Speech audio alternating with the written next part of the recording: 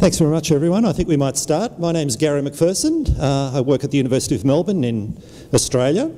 It's a very great pleasure to have you here for our session. It's about formal and informal music education contexts in schools and communities. We have four wonderful presenters this afternoon. What we're going to do is have the four presentations, one after the other. There won't be questions after each presentation, but we will then have about 30 minutes at the end to discuss all the ideas. So I'll do a quick summary of the main key themes at the end, just to sort of remind you what each of the presenters have said and what their key points are, and then we'll move straight into the discussion and questions. So, as you can see at the bottom of that slide, they're the four presenters: Lee Higgins from the UK and US, Josephine Mokwunyei from Nigeria, Liane Hentschke from Brazil, and David Elliott from the United States. It's a very great pleasure to introduce Lee Higgins. Lee is Associate Professor at the University of Boston in the United States, although he lives in the UK. He's the Senior Editor for the International Journal of Community Music. He's currently on the ISME Board of Directors, the International Society for Music Education Board of Directors.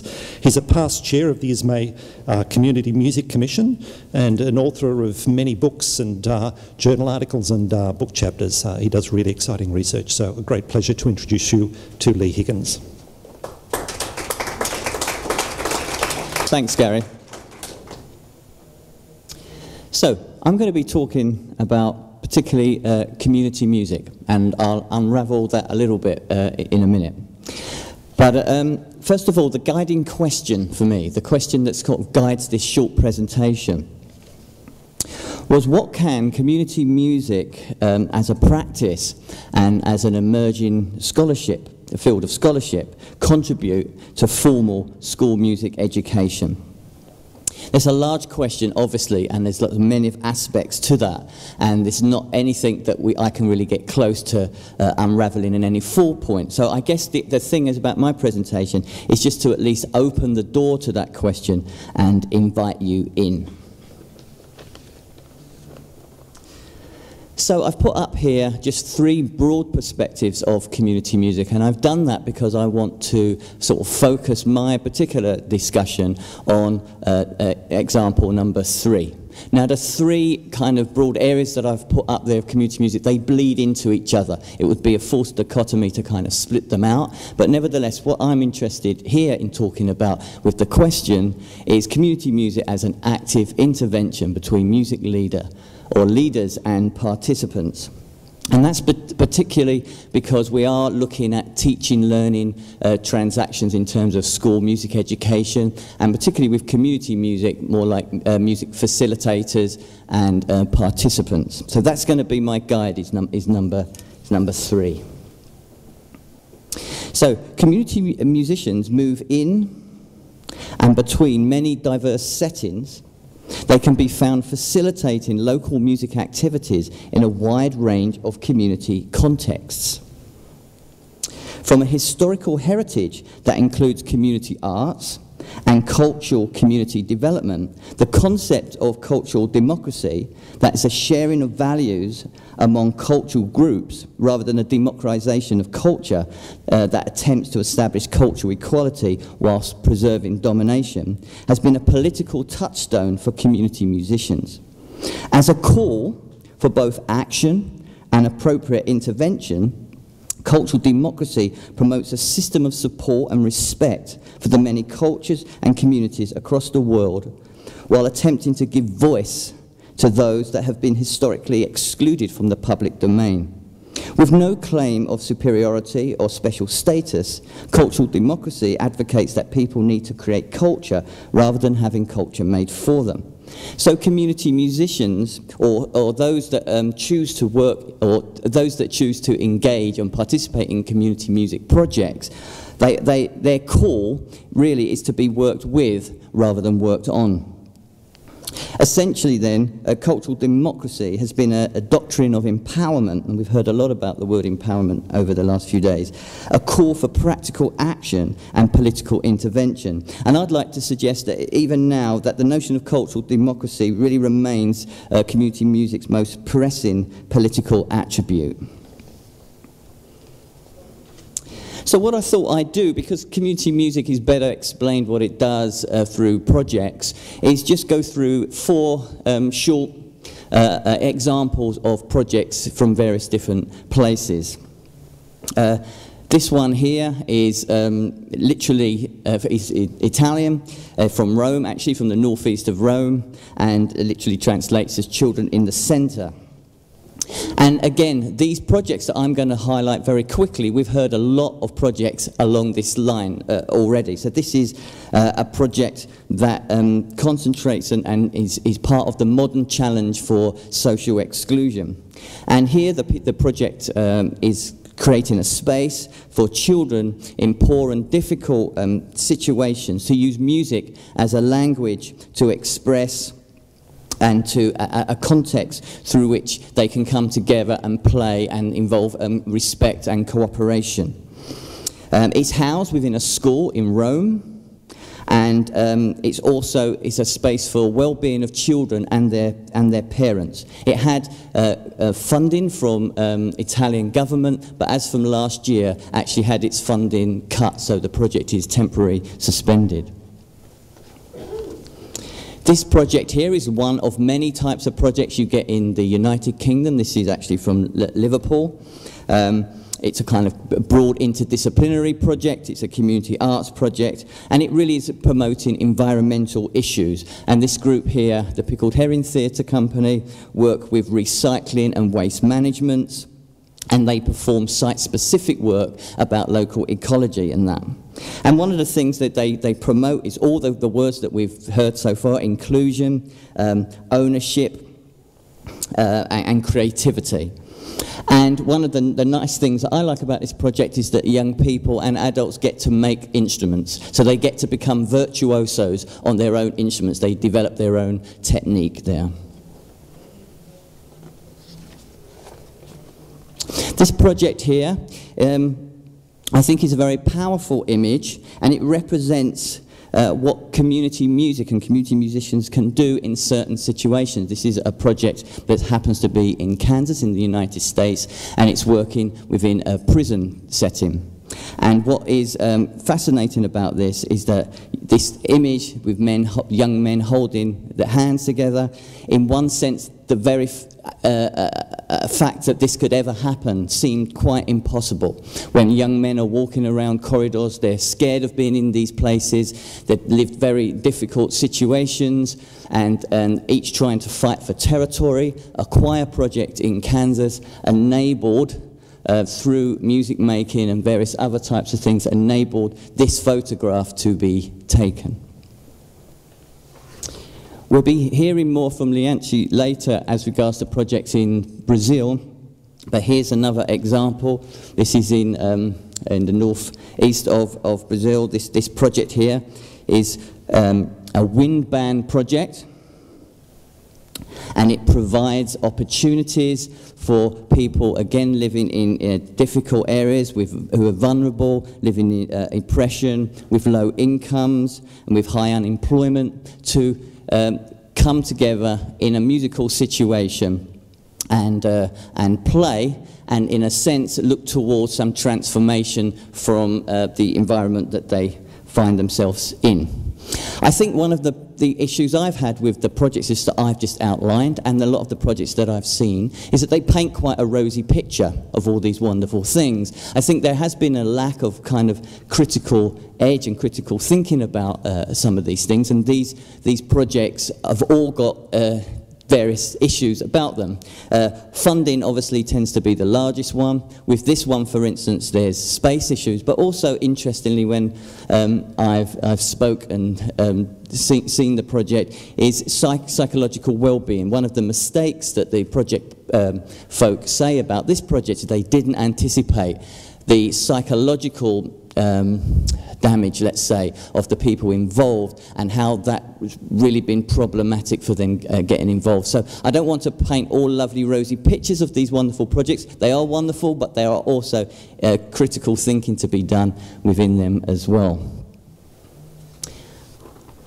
Okay, so the guiding question was how community music can kind of contribute maybe to school music education. Well, I don't think we have to completely reinvent the wheel.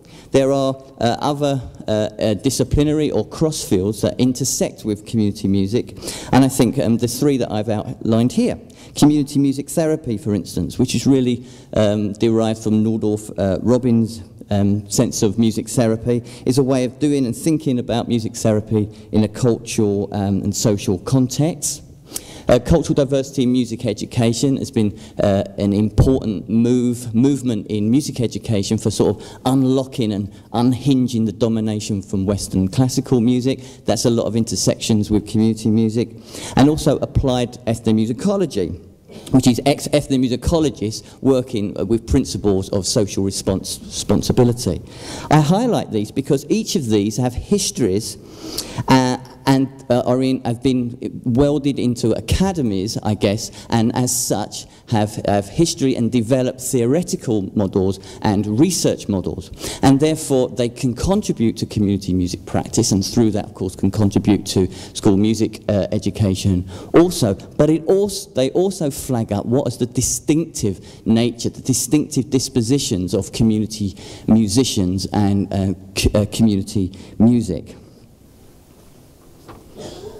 As such, this is the area that I've predominantly been working in, and really trying to look critically and philosophically about what sort of language might be appropriate to describe and discuss community music. One of the things that I've been advocating is the community in community music as a term is an act of hospitality.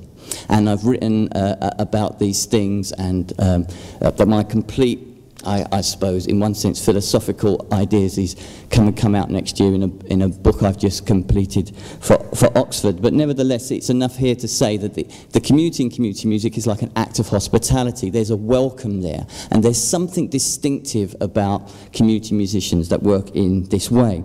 And the notion of hospitality, the welcome to the participant, also resonates, I think, with a number of people that I've heard speaking over the last few days, and that's about the actual strategies of engaging people into music. So the idea of the music workshop, the idea of facilitation, the idea of democracy and the circle, and the idea of the safe space. So housed within the notion of hospitality in the way that I kind of explore it are all those things. So what I wanted to say is, well, I get to my last slide and begin to wrap up, is that community music has an emerging scholarship and research paradigm that I think can be useful and can contribute. I'm going to point this out because in terms of, I keep using the word emerging scholarship, and that is, and I have some things at the front here. It's the International Journal of Community Music.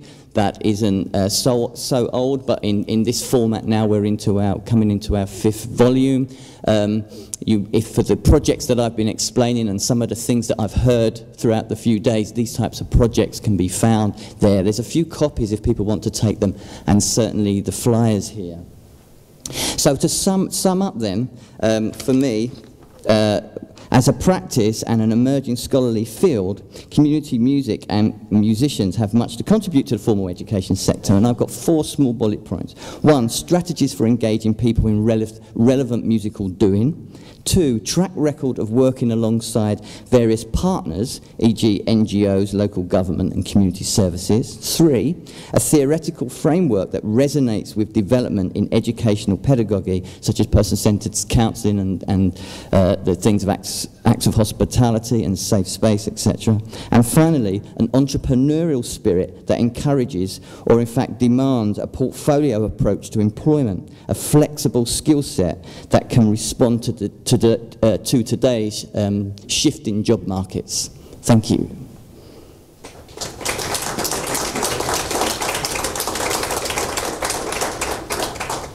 Thanks, Lee. Our next speaker is Associate Professor Josephine Mokwunyei from the University of Benin in Nigeria. Josephine is Vice President of PASME, Vice President of the African Music Council, and the author of many articles, both in international journals and journals in her region of the world. Great pleasure to introduce Josephine.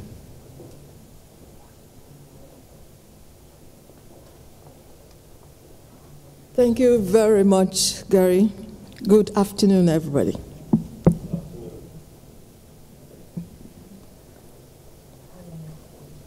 I am not going to pretend to talk to you about African music because that is not my message for today. A lot happens in the informal sector of African music, of music in Africa. You know, and in fact, if you want to enjoy yourself musically, you should go to Africa. But my concern is about the relationship between formal and informal music education in Africa. And I want to say that what I'm presenting here is a result of some research. You know, I interacted with a few people from different countries in Nigeria, and this is the reality for the music education situation in Africa. Formal music education, of course, is that type of music that is learned in schools. It is developed from teaching of singing in Africa, basically for the use in church activities after colonialization. During colonialization, Christianity was brought to Africa, and to facilitate church programs, a lot of singing was done. So for people to be able to sing in the Western tradition, they had to learn music. And this is the kind of music we're talking about. So they are taught rudiments of music, theory of music, history of Western music, and also all of that to meet requirements for performance of Western musical instruments that have already been acquired. On the other hand, the informal music education situation is that kind of music that is performed and transmitted orally. It's not written from one generation to the other among homogeneous groups. You have Ghanaian music, you have Nigerian music, you have Congolese music, etc., etc., in rural and urban communities. And three characteristics distinguish this type of music from other types of music. There may be correlations. Since I came here, I've learned a lot more about world music, and I saw things reverberating in the presentations from other countries. Rhythm and metric complexity, and there's no denying the rhythmic complexity of African music. The use of improvisation. You might have a performance situation, and it's a bit different. Every rehearsal is different from the other. And the real presentation is even more different because somebody from the audience can be part of the performance and to complete that performance. So you never know how a performance turns out because of the use of improvisation. And of course, the regular form. We know the usual patterns, call and response, chorus, and so on and so forth. So the issue now, what is the problem? The problem is that although there's a rich culture of music in Africa, the problem still remains how to blend what exists in schools as music education with what is generally accepted. That is the more popular type indigenous African music the continent is richly endowed with, and is still currently practiced as part of everyday life, an identity of the African. That is where the problem is. That is the situation. That is what I am trying to look for solutions to. One, there are not enough trained teachers.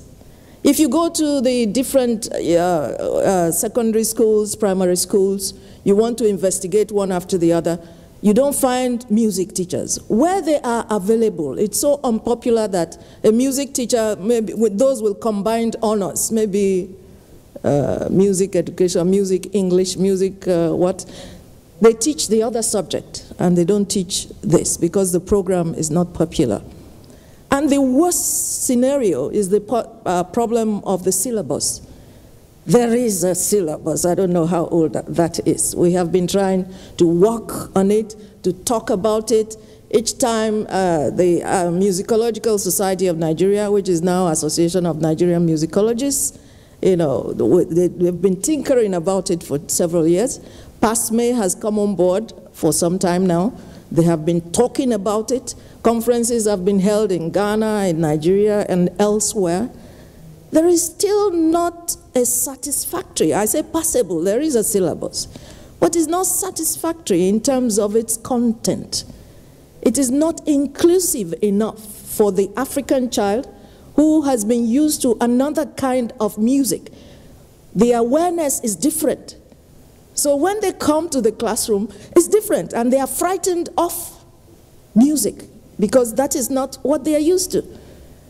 In the African situation, it is participatory, you know, it is inclusive, but in the classroom, you're just hearing about 4 crochets make 1 beat and so on and so forth, and it's quite alienating.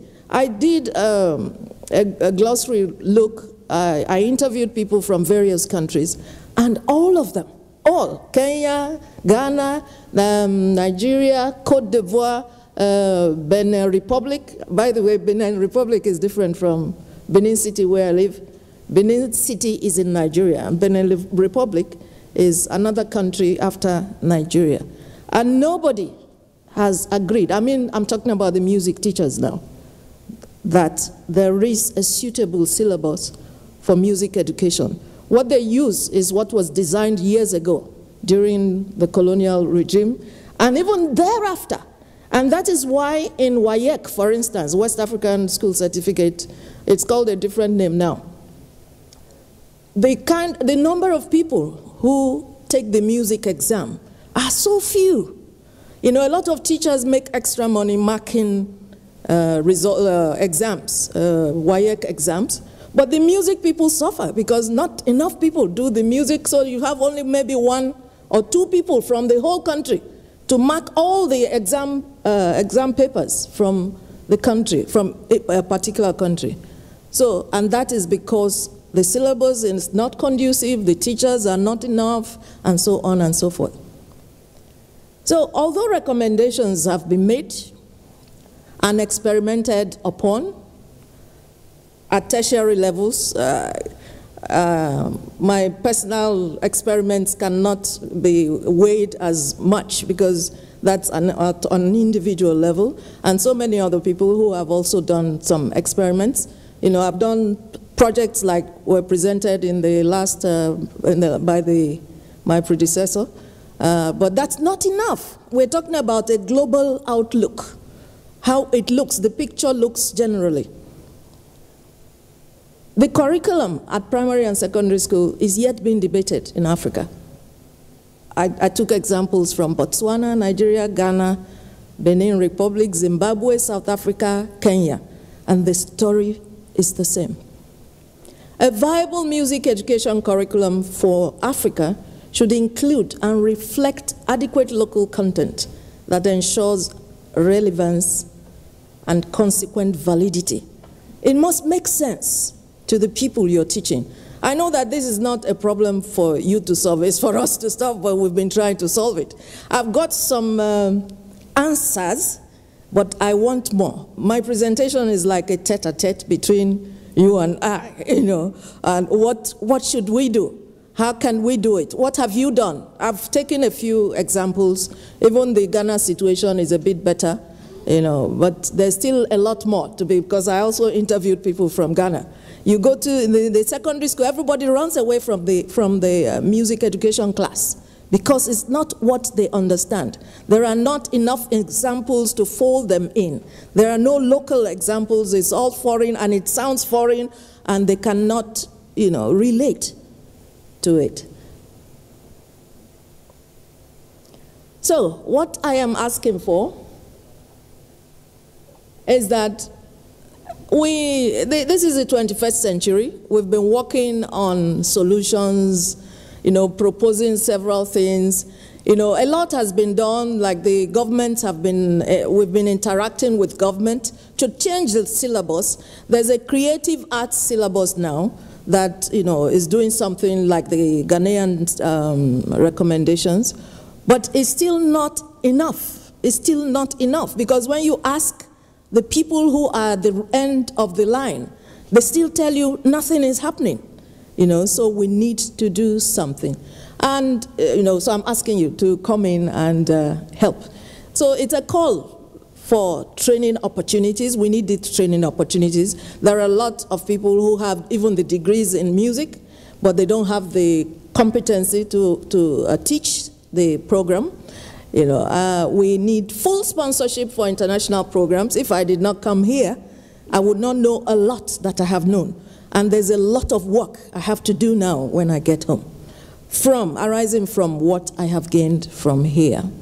So this also is a call for donation of standard equipment, a donation of technology, technical know-how, a donation of softwares, the surveillance, this and this. You see, what I'm talking about the general situation. It's not as if there are no eclectic. There are schools that do music, formal music, from kindergarten to secondary but they are too few. They're not the public schools. We're talking about, we're concerned now about the ordinary Africans who can't afford those expensive fees that you require to attain that kind of knowledge, in which case they are excluded from everything. So these instruments, teaching aids, books, and journals, you're welcome to donate. We'll go a long way to helping the African situation.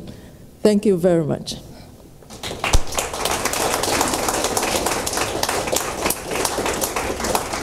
Thanks, Josephine. Next presenter is Professor Liane Hentschke from Brazil.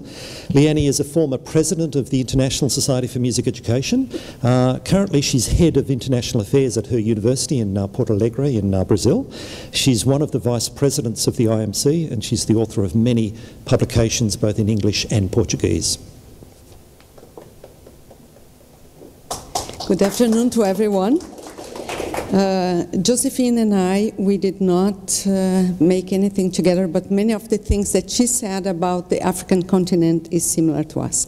Well, I'm going to talk about the motivation to learn music, bringing together formal and non-formal approaches.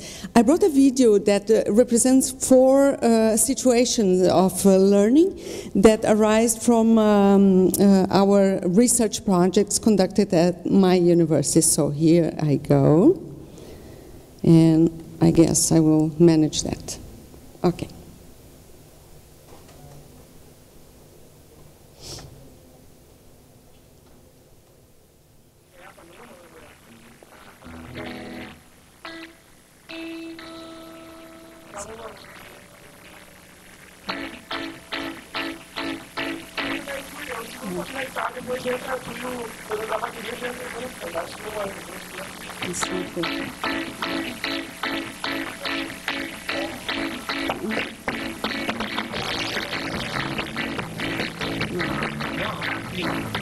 Let me try something. Try that again.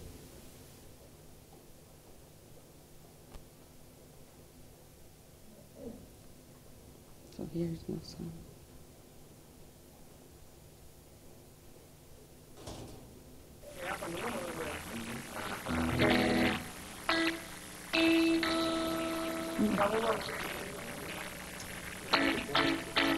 No.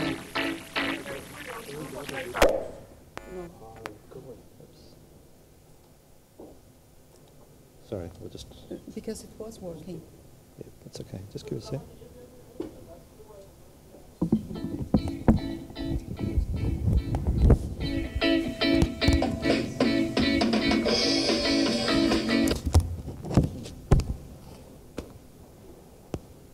Sorry, everyone. We'll fix this. Não, é assim. Como é que eu fazia a batida? Sim? Ah, tá. Vamos de novo. Depois nós virar esse borrão, é uma só. You can't hear it, can you? Ah, não vamos fazer esse borrão. Tá. Vamos ver.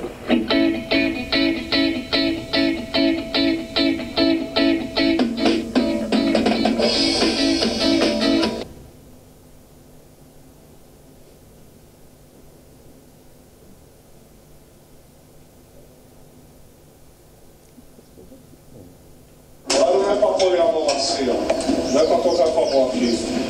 Leva tocar assim, ó. Não é isso.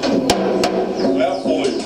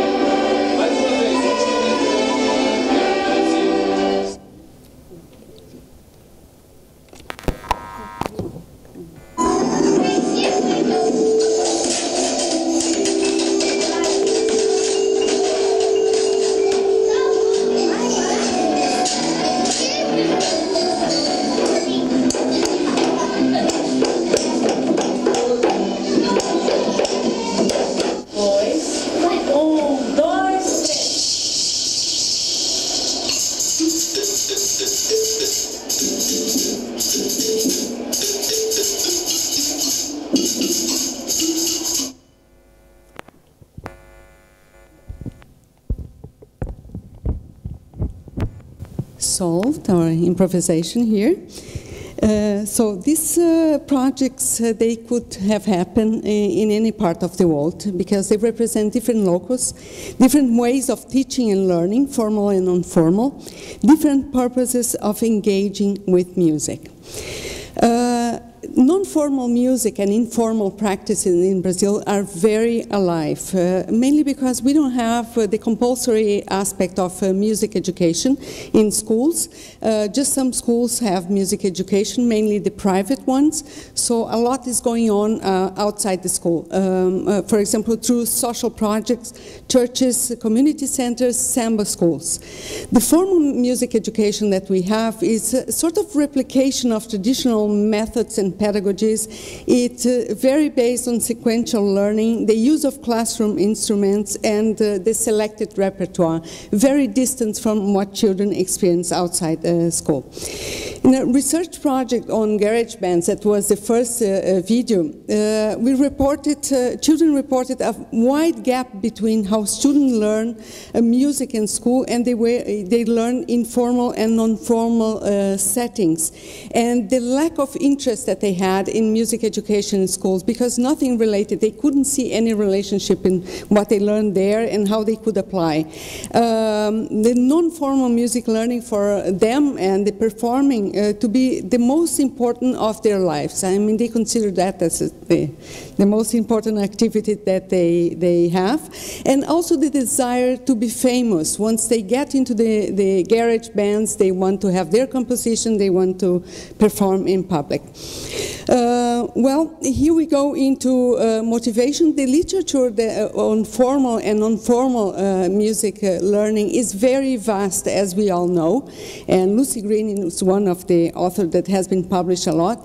But also the publication on motivation to learn music and to teach music. So in 2006, Gary had this big courage to start an international project that examined student motivation to study music as compared to other school subjects like art, mother tongue, language, physical education. It was a very large international survey with 24,000 questionnaires over 8 countries. Brazil was one of the countries that participated, and it was supported by the NAM Foundation at the time. The Brazilian survey, we had almost 2,000 students, grade 6 to high school. We collected 33 schools in 11 cities of Rio Grande do Sul. Due to our situation that not having school music education in all schools or compulsory, we divided the sample in 3. We have students who had only music education in schools and were also involved in outside school activities. The second group was music education in schools only, and the third sample were students that were involved only in outside school making, like popular music groups, band, choir, etc. So the students who had music education classes as part of their formal education were the ones who attributed the lowest level of interest, importance, and usefulness, as we will see on the graphs that I presented here. I just brought some of the graphs to illustrate and the questionnaire that we did. On the bottom we have in and out schools, where they have the activities. In the middle, the students who only had music education in school and out school activities. And on the right-hand side, you can see all the subjects. So when they were asked, how much do you like learning? You can see that in-school activity in relation to other subjects just came down. It is not a new curve, but it's a V curve when it comes into school. How interesting do you find music or art? And so again you see that the music in schools come really down and out of schools right up. How important is it for you to learn music? And here you can see other subjects like Portuguese, history, math and sciences on top of it, because is when they are prepared to get into university. How important it is to be good at. So again, music comes below arts and physical education in schools and go up outside. How useful is what you learn in each of these subjects? So again, you know, music, when it comes to school music, they feel that's not important. How useful are the following subjects for you when you leave school and get a job? Again, you know, you can see the pattern. And then math, sciences on the top of it. Okay, so some considerations. Of course, the research and the results, you know, a lot of results we have published already. The results on low interest and importance and useful of school that may be attributed to some factors, like the gap between the non-formal music learning experience, access of music making, technology that they don't have in schools, poor teaching as well, traditional ways in which music is working in schools, like a lack of teacher education across, lack of resources, because sometimes out schools they have a lot of things available, and when they come in schools it's some percussion instruments and so on. So the factors of attributed to in and out schools and outside schools, they show a higher level of value components. Non-formal activities, as I said, had a great appeal.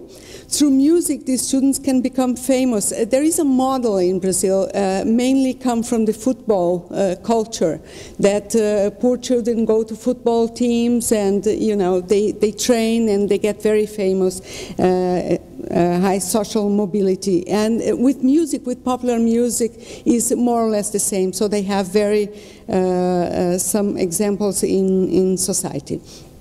So Just my last slide. I think we need to take into account the motivation of students and making sure that musical activities that they perform in schools are meaningful to them.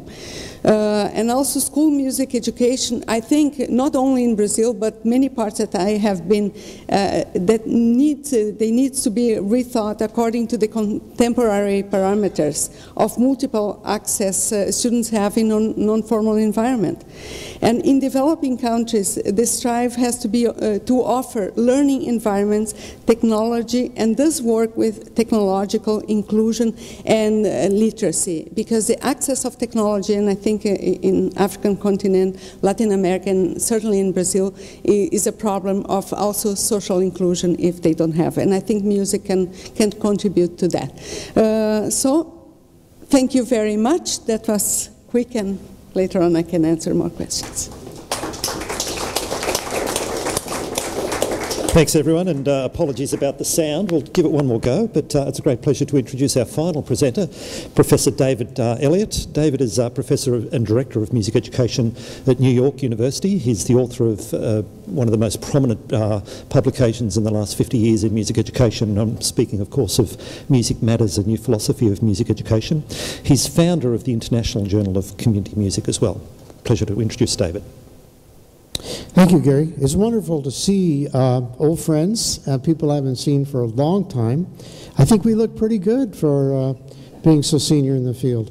It's a pleasure being on this distinguished panel, and what I'm going to do today is just focus on one dimension of what my colleagues have talked about today, and actually more broadly in the last couple of days.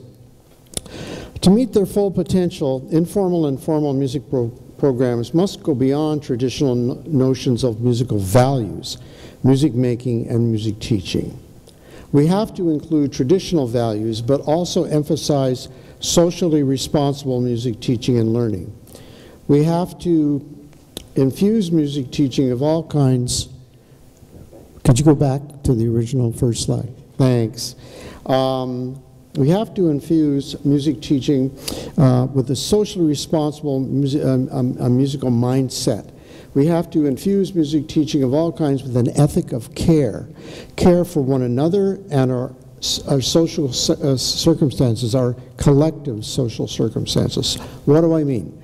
Think of the vast spectrum of world problems: violence, poverty, starvation, disease, environmental disasters, human slavery, mass imprisonment, capital punishment, and so forth.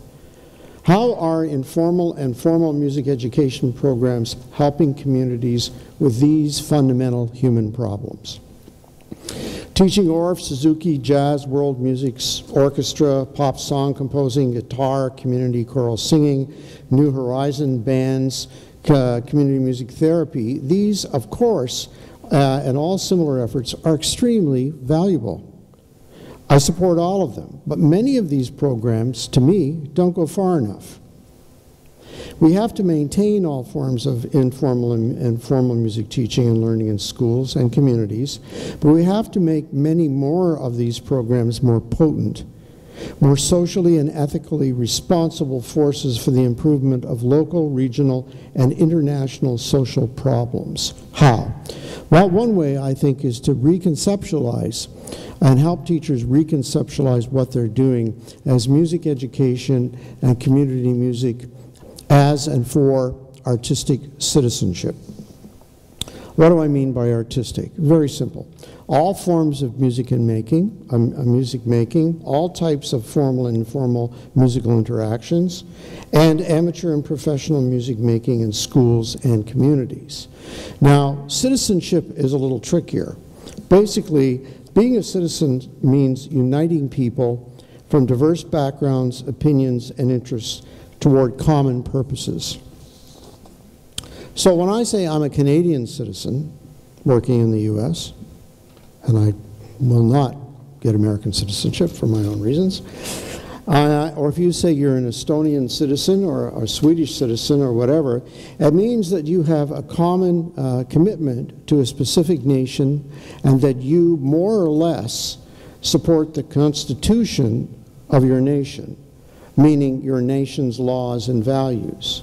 So citizens must agree on only two things: that the nation is worth preserving, and that preserving it requires participating in its preservation by voting or maybe even fighting and dying.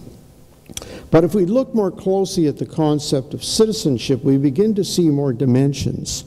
Citizenship combines powerful emotional, cultural, historical, temporal, spatial, ethical, and human dynamics and relationships.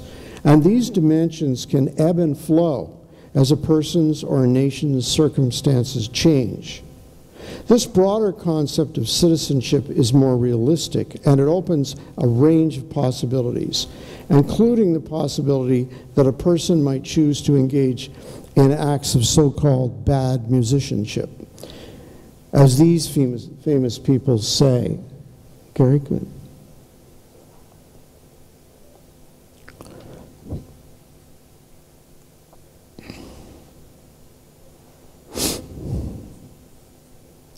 Go to the next one.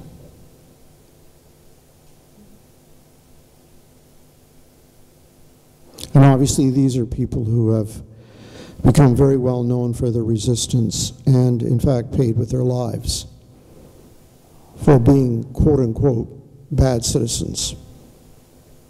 Okay.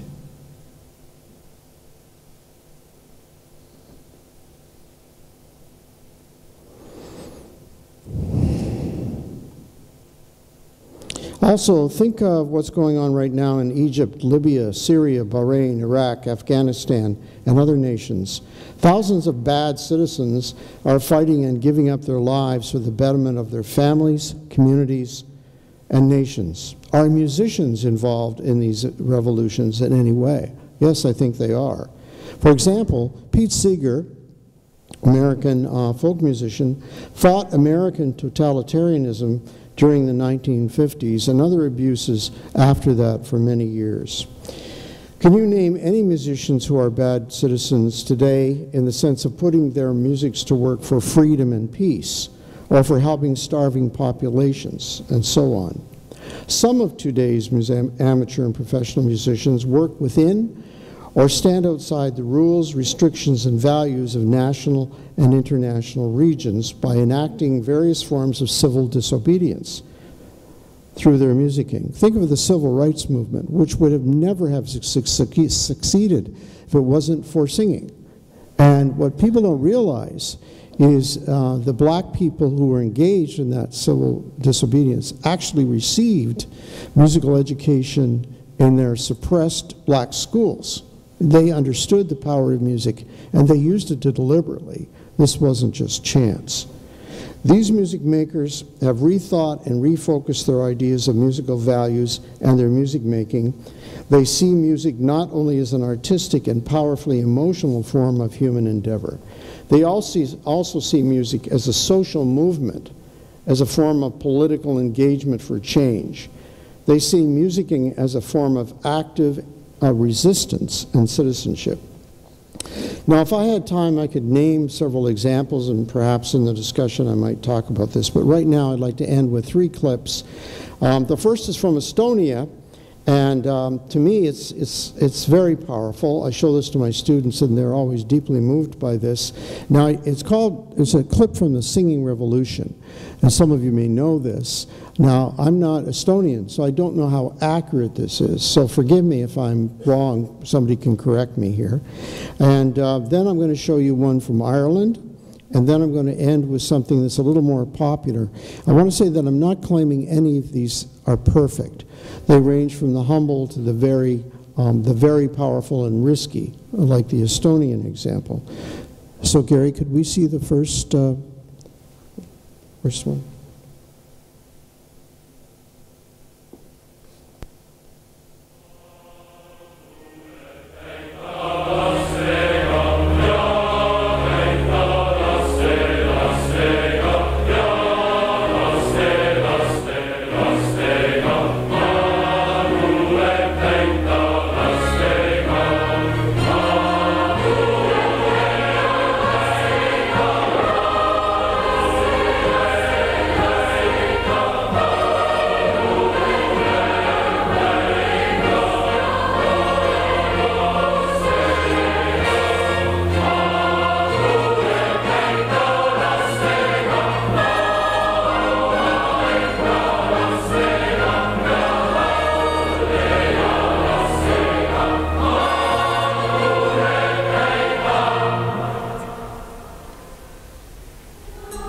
was an extraordinary show of mass defiance in the Baltic region of the Soviet Union. Whenever you give free speech to people, then things get out of hand. This singing together, this was our power. If 20,000 people start to sing one song, then you just cannot shut them up. It's impossible.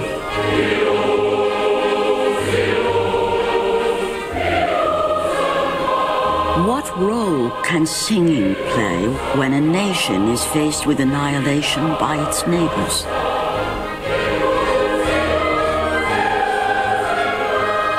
Can culture hold a people together? The small country of Estonia has faced these questions.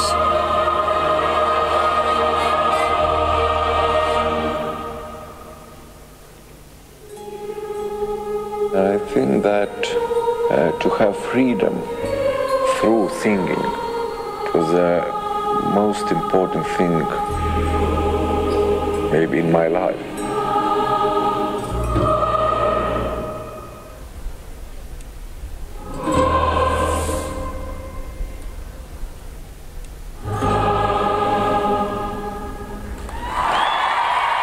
This is the story of how culture saved a nation.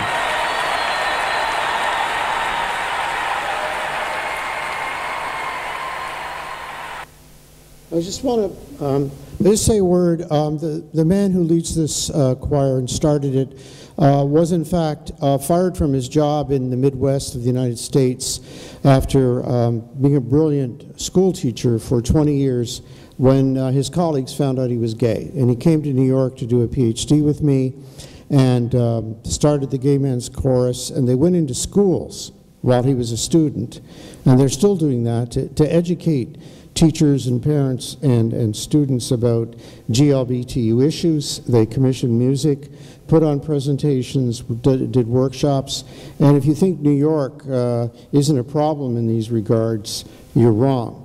There are some deeply, deeply divided and resistant communities in New York, and you would not easily find banks funding this kind of program for obvious reasons.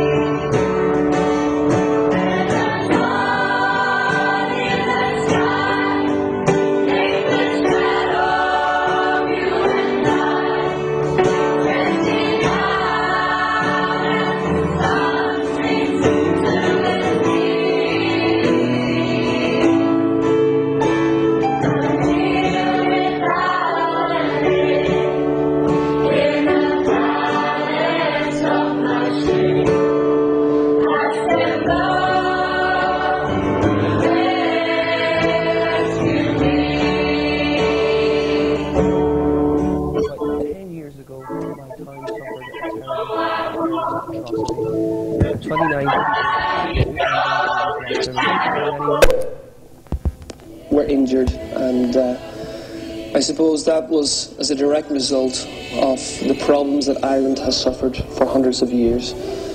And there has been a divide in our country which has unsettled the nation for, as I say, such a long time.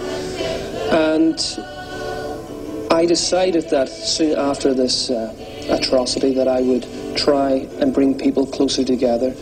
And my main thought was to work with young people specifically, because they're the leaders of tomorrow. They're the people who can actually make change.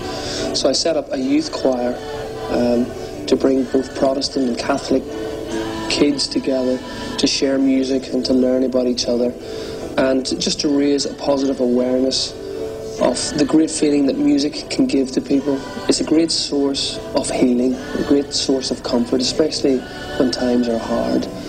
And it's quite noticeable. I mean, at the minute the world's going through serious economic changes. People are a little bit uncertain about their future. But the one thing that we can kind of relate to is what music can do for us. And it's interesting that nearly all religion has used music to help uplift people. But I think that really that's what music can do.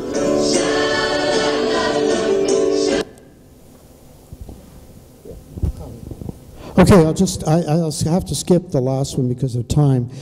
Just to simply say that I think we do a disservice to many school teachers, so-called formal teachers, who in fact are, some of whom are in fact trying to do this kind of thing. And I think nobody's saying this, but I think it bears, people are saying this, but I think it bears repetition that we can't think in dualisms. Formal versus informal doesn't help us. There are school teachers who teach informally, and they work for this kind of thing. And there are informal teachers who can be very strict, who don't include these kinds of mentalities in their work. So one of the things about being critical thinker is also to be compassionate and to be ethical and to be emotional when you hear somebody or talk to somebody or walk into a program to evaluate it. We all know that many teachers in schools and communities labor under enormous pressures against all odds to do what they can do. So I guess that's my final word. Thank you. Thanks, David.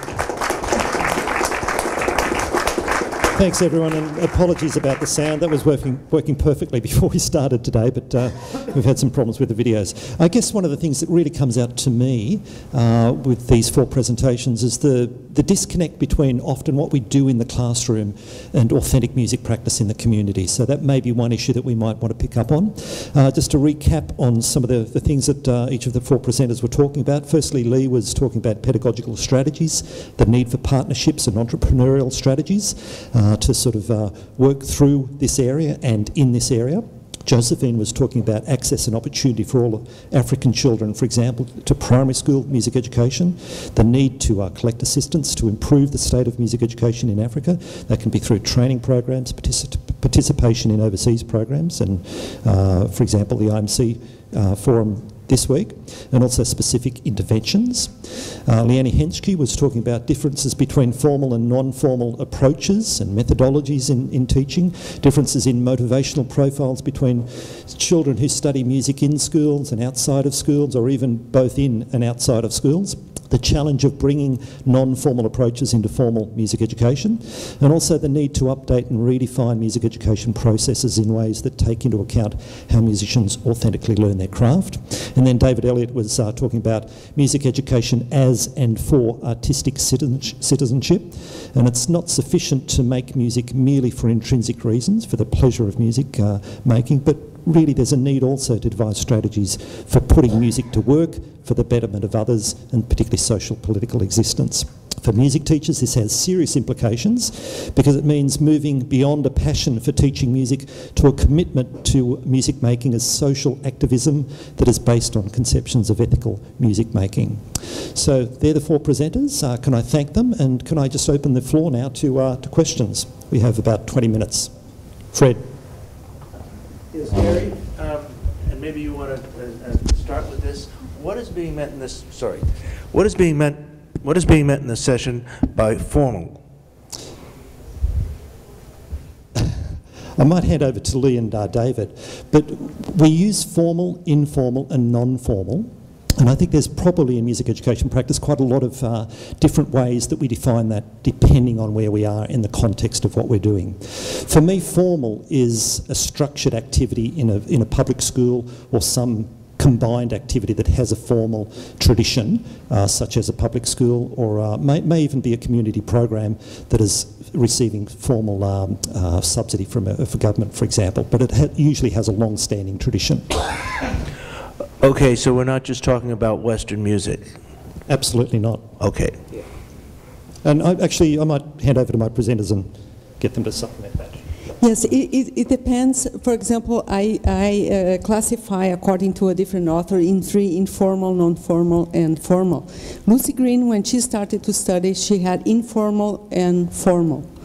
And now she's considering her late publications also the non-formal aspect, which can be in a different locus, but having similar pedagogy or something. And informal is something that you catch up, by listening and you learn, something like that. Fred, do you want to add to that? Have you got a comment about how you would define it yourself?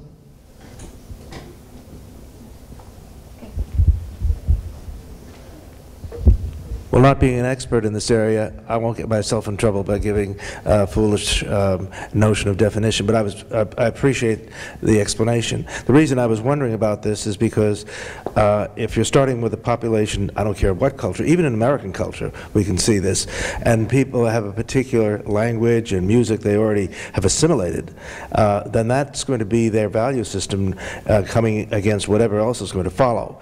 And I was wondering, and I would welcome both from Brazilian and African colleagues, is there a reason why we don't have teachers that come from these communities who understand that tradition, who aren't really the people who are teaching? And maybe if there are other things they can bring into view from other cultures and appropriate, that they should be the next generation of teachers that we have in the classroom.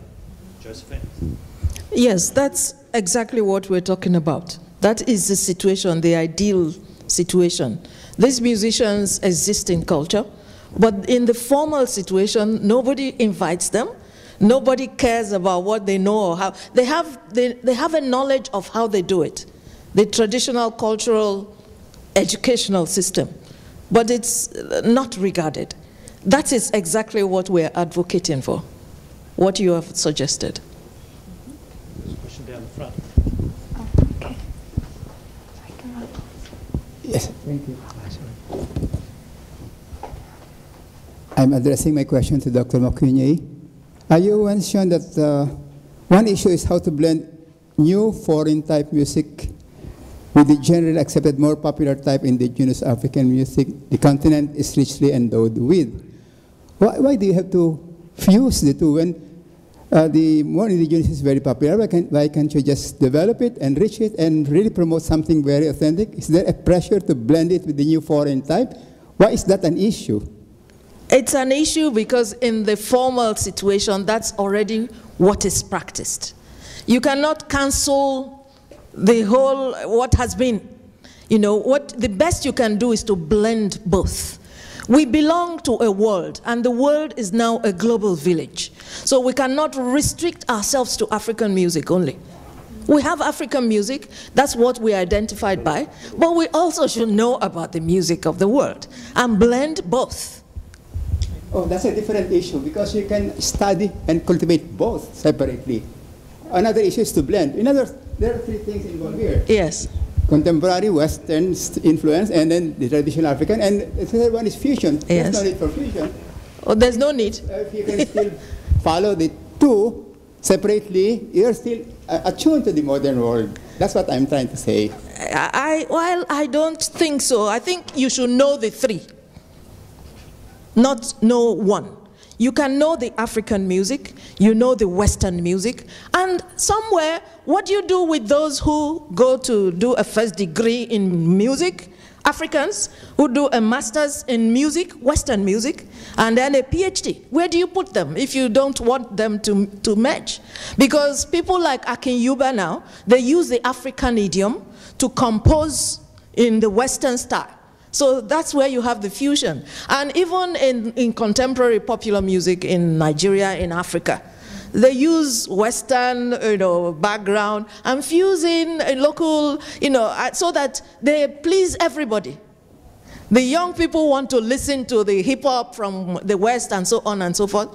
But what they're doing now is integrating local languages, local instruments, and not just make it foreign.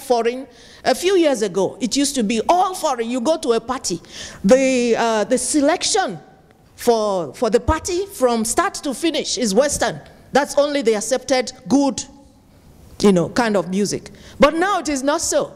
If now the selection we have is all African, but it's a mix of both African and Western idioms, and modern idioms too. So that is the only way, that's what is acceptable to the modern age. Okay, just my last point is that in the Philippines, we cultivate the most authentic traditional separately. From the Western, we have very Western conservatories of music. At the same time, we promote the fusion. These are three different things. They don't have to quarrel with each other. Oh, we're saying the same thing, as long as you accept that there are three, and the three are important and useful, and they may coexist.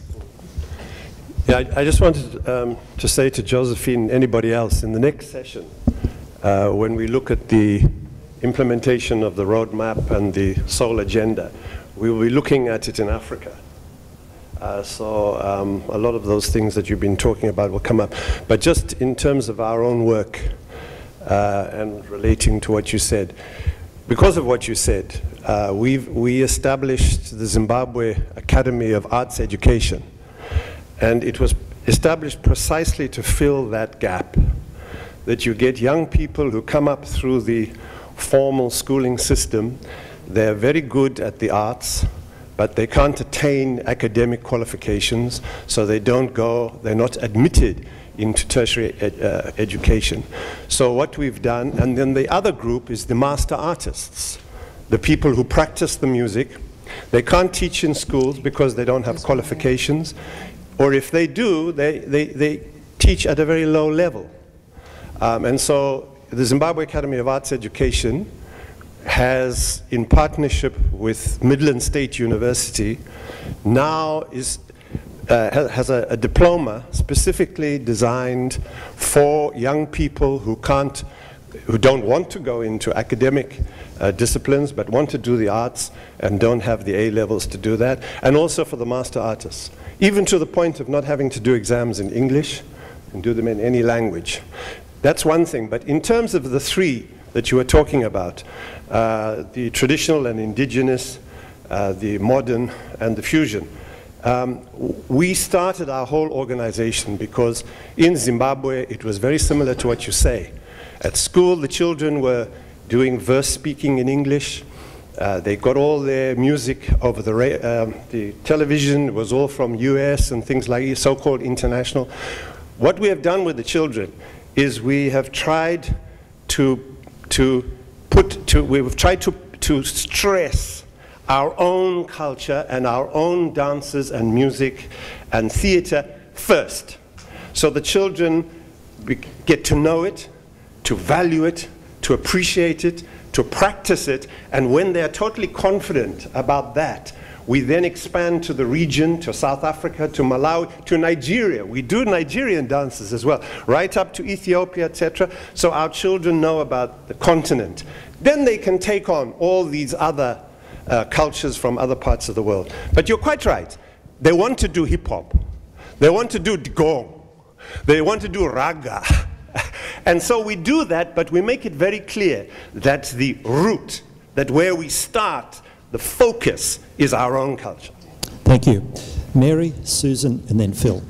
I'm just kind of struck by the, by some of the pedagogical conflict that I sense in terms of teacher training and the formal settings where certified, qualified teachers are versus the community where we don't know what the quality of teachers are, or there's some, and then we have this whole realm of technology. where you never have to see a teacher and you can probably wail on a guitar. I mean, it's just that reality of, I don't even call that formal, non-formal, informal. It's just out there, learnable. So I think it draws on us to really go back and look philosophically. And I don't think we've taken some of those step backs in terms of the philosophical. And then I think it has a lot to do with starting with the child and starting with development. It's like going back to some of those emergent concepts, and you've just talked about it, you know, teaching children from their region, where they are, what is in the earth, where they come from, and layering it on top of that. Because I think so much, you know, as the artistic community, we think of the classroom or the educational environment as a canvas to produce an outcome where, you know, kind of on a philosophical basis, we have to look at more from the soil to the root to the tree. You know, it just, I think it's, and I think the African problem is really a child development issue, not so much a music education issue. And if the system could be sort of turned with a different angle to look at, you know, the kind of the child development, then the music and the teacher training maybe would flow in that angle. It's just another thing. In terms of policy, philosophy, you know, what governs, how policies are developed, how teacher training, a syllabus is developed. If it flows from that, the river of child development, that's how we fix some of our policy issues in the States. When we started hanging, you know, those ideas on what was essential for children in a variety of circumstances, a lot of things opened up for us.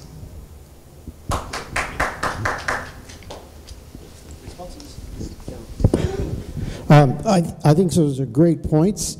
I think that music education too often stresses music at the expense of education. And I think that we forget that teaching is like love. Your mother loves you. She just doesn't love. And when we teach people. So the question then becomes, what do we mean by person? And there's a lot of new research now, but what is personhood? So when we talk about emergent things, the trouble from a philosopher's point of view is all the words we're using right now that we think we know their meanings, we don't. Because the problem here when we discuss things is we're coming with baggage, conceptual, cultural, historical, personal baggage.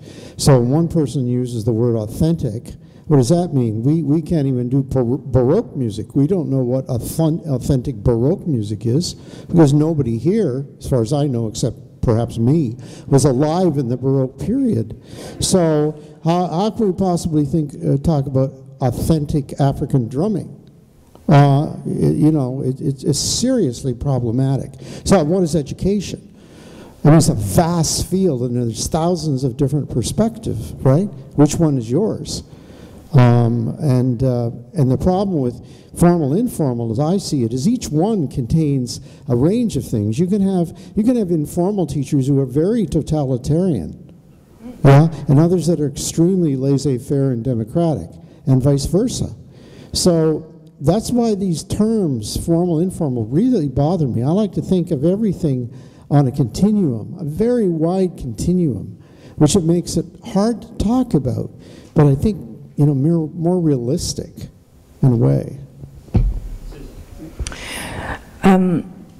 I'd like to say to our friends from Brazil and from Africa, your problem is actually a huge blessing, in the sense that the children that you're teaching are living in a participatory culture and they have music as life. And then you want to take that and extend that further, but there are so many places in the world where they no longer, children in lots of places in Canada where I am from. I live in Newfoundland and I belong to a participatory culture. So but we are looking after it. But one thing I wanted to mention, and David, you just alluded to it as well, is that when you're teaching music in schools, it's generally, I mentioned this the other day, it's in an ensemble setting. And so it's not only that you have outcomes for the music perhaps, but it is life, and you are, your responsibility is to build empathic individuals who learn in the course of making their music together with each other how to build community. You're teaching them to communitize, and that's hard work. And it's like love, it's hard work. But you can even, and I agree completely, you start with your own folk music, if you're lucky enough to have it. If you're teaching in downtown Toronto with 55 different cultures in one classroom, it's difficult to go. But I come from a homogenous culture, pretty homogenous, you have that, and so you can grow from that. But I will tell you one tiny anecdote, because I don't want it to suck too much air here. But children usually teach you the most profound lessons in life. And I was teaching a group of 9-year-olds in Newfoundland a Finnish folk song, and they knew all their Newfoundland folk songs. And it's, any Finns in the audience, it's Taivas on sininen ja valkoinen, the sky is blue and white. You know it. And in the break, this little girl called Emily, who's got her master's now, she came up and she said, I love Taivas. And I said, yes, Emily, I love it too. And I said, something you won't believe, but someday you'll sing Taivas to your grandchildren. And then she said, do you think, and now this is a child who'd never been out of St. John's, Newfoundland. She said, do you think that children in Finland love Taivas like we love Swallow? And She's Like the Swallow is a song that every Newfoundlander knows by heart. So that child had done a paradigm shift. She had done, she was practicing empathic cultural experience. That was her reality, and it did come through music. So we're teaching children. We're teaching life. Happens to be through music. I'd like to make 2 points, a little detail here, and I'd like to start by saying, David, I'm not being flippant at all, but your presentation was, in this case, as will become obvious, deeply, profoundly upsetting to me, and it has become obvious in my answer the reason I say that. But my first point that I'd like to kind of articulate here is, I do accept fully what you say, that some people, and I may well be one, in fact, who work in non-formal way can be very authoritarian. I mean, there's no doubt that this is a true thing. However, I put the question forward that can we achieve the type of, I'll use the word personal, and social transformation. Can we achieve personal and social transformation in our non-formal community music working through using an authoritarian methodology? And my belief is that that is an inappropriate methodology. So the point that I'm building on here is that our gift for those of us who work, shall we say, and it's a word that needs to be interrogated, a phrase that needs to be interrogated, but shall we say at the extreme end of music education, so those of us who work in those situations have had to, of necessity, evolve a methodology that is humane relating. We cannot use what's known as position power or our authority to drive things forward. This is not true across the world in formal education. That doesn't mean all formal education is authoritarian by any stretch, but if we use that form, we actually don't do, in my opinion, effective work. So I think that's possibly one of our big gifts to formal education, in a sense. We bring that inner knowledge with us. And now I'll get on to why I found the thing upsetting, and my second point. Yeah, I found it upsetting, which was the Oma video. To speak personally here, because I don't know the people in Oma. Yeah, but I do know, not directly, but I know the families and the people involved, the bombers. Yeah, because they're from my town, so my town is where we bombed. My people went and bombed the people in Oma. And the point that I'm coming to is that if you work, as some of us do, in cross-cultural situations, in conflict and post-conflict zones of the world, yeah, there's a kind of heightened awareness that you have to make the work effective. You really don't have, you don't have a safe space. We talk about creating a safe space for other people, but you can't be the identity that you've evolved to that point. You have to, if you want to enter into a meaningful cultural dialogue with the other, yeah, the person you've been taught to hate, and I'll make that point clearly, you must critically reflect on your own belief system, and you must move to a point of empathy with the other. And that is something that, if we could do that with the kids that are coming into our classrooms, yeah, and reach that point, I think we would have an educational revolution there. Thank you. Okay. Yeah, I just want to say that I thought I emphasized the fact that these examples aren't perfect. When in my teacher education, I use them to to provoke the kids past the school music band teacher syndrome, which is what I'm confronted with. And so I agree with you 100%. And I think that there's problems in every area. We just can't make blanket statements. So I said there are extreme examples of informal teachers who are totalitarian, but on the other hand, there are so-called formal teachers that are very open and resist, especially in the United States right now, with the oppression of national standards and this capitalistic driven marketplace education, and they won't go along with it. They deliberately, at the risk of their own jobs, because they see the damage to their own children. So it's messy. It's really messy. And I think you're absolutely right about the Oma thing. But, at least the guy's trying. That's all I'm saying. He's trying. He's trying to think of community music or music education towards some kind of citizenship. Errors notwithstanding. So. I would like to say that I'm a Brazilian music teacher, and is it formal, informal, or non-formal? Like, I'm teaching music here in Estonia, Brazilian music, my folk music, and I think I'm working with people who want to learn music, and most of them need to learn music. So I think the point is not like if is it formal, informal, or non-formal. I think people need to learn music.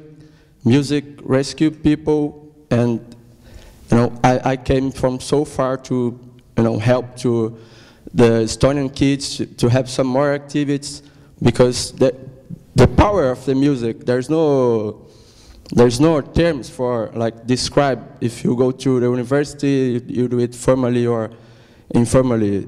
If in Brazil, you just teach music is what you do, or you play the popular music, or you go to the university to learn the classical music, and then people are teaching their own culture there, because they do it by heart. Because as our African colleague said, it's like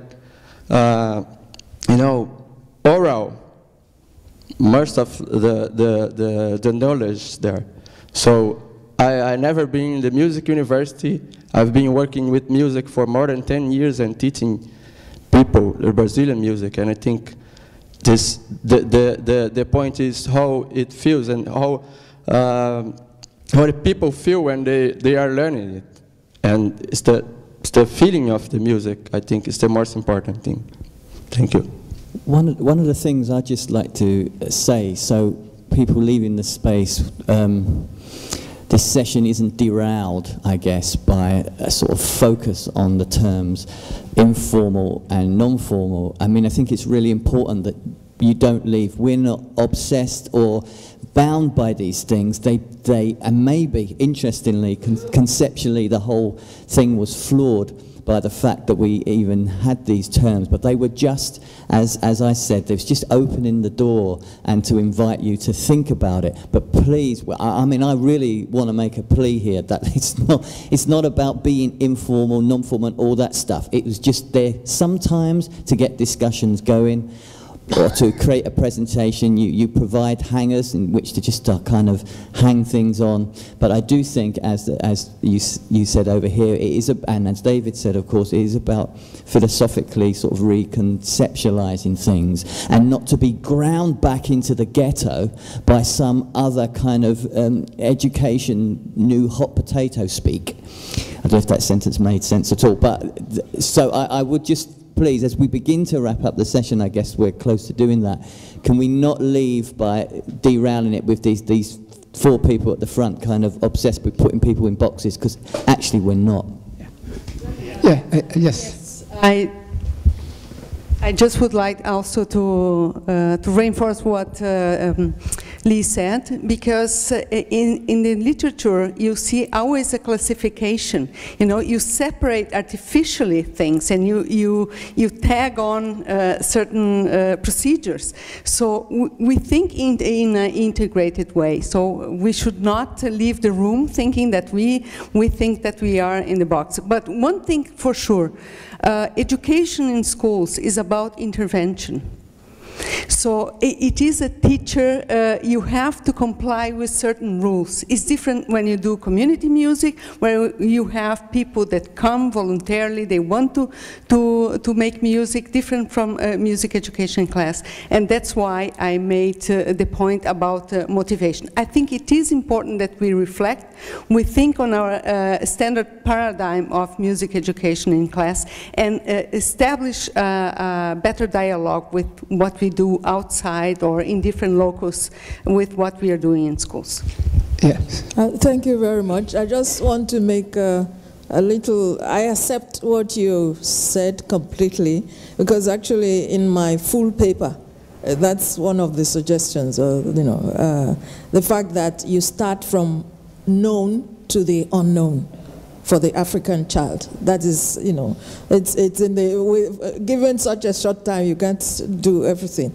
Okay, so, and for the Brazilian brother, I want to tell you, how about knowing that what you do is in the formal sector, not informal? You have been arranged to come from all the way in a particular setting to teach a particular thing. That is formal music education. So you are not informal. Don't worry about the terminology. It's just too much compartmentalization. When we're talking about teaching in the classroom, as opposed to the situation where you learned music was informal. Now you are teaching it formally. That makes what you're doing here now formal, not informal. Thank you. Good. Thanks, everyone. You don't need a degree. One very quick comment. Yeah, thank you. Music. I just like to share that in our country we have around 60 non-formal schools for the different arts, and at least 1/3 of that is music. We have the master from the tradition share the concepts, the performance practices of the music within the tradition to the students who belong to the community.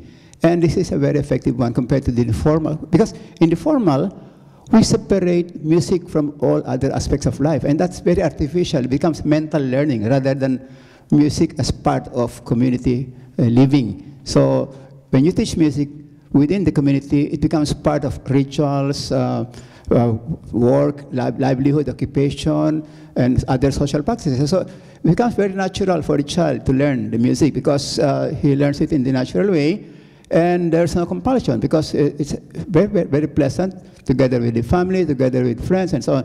Music is acquired, and we found it very, very effective. And pedagogically, even conceptually, we are not bothered about fusion, about contemporization of music, because young people will always want to be in the latest trends. They'll always like hip-hop. We're not worried about that, because innovation is easy to make. What is very, very serious is to really make sure that the innovation is based on a very, very thorough understanding of the traditional. How can you innovate if you don't know what is the traditional? So many young people try to get influences from all over, from the global village, but without understanding what they're trying to do to the traditional music. So since 1959, we have had a Philippine Center for Ethnomusicology. We now have more than 3,000 hours of collection of traditional music from all over our more than 80 ethno-linguistic groups.